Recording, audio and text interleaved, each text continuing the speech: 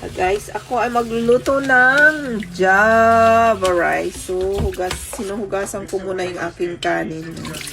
Nakatatlong hugas na ako niyan. Gusto ko yung clear yung tubig ng bigas para ma-remove talaga yung starch ng bigas niya.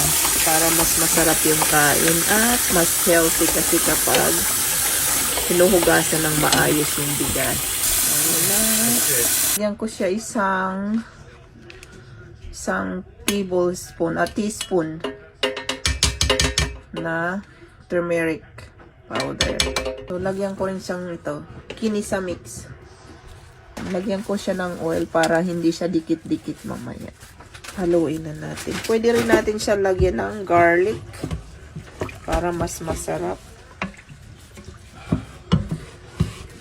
Add ko. So, 1.5 tablespoon. Kasi parang kulang ang aking Java rice.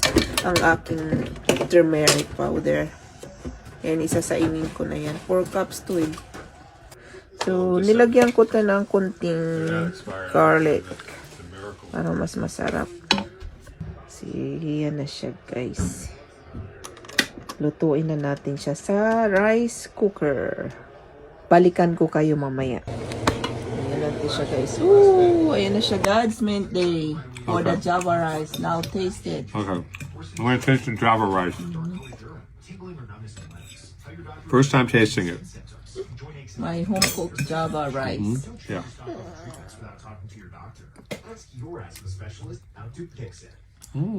Yes. Very good. Not spicy. Yeah. Nice flavor. Delicious. Thumbs up. Bye-bye, guys. Quite good. Thanks I like for it. watching. Bye-bye.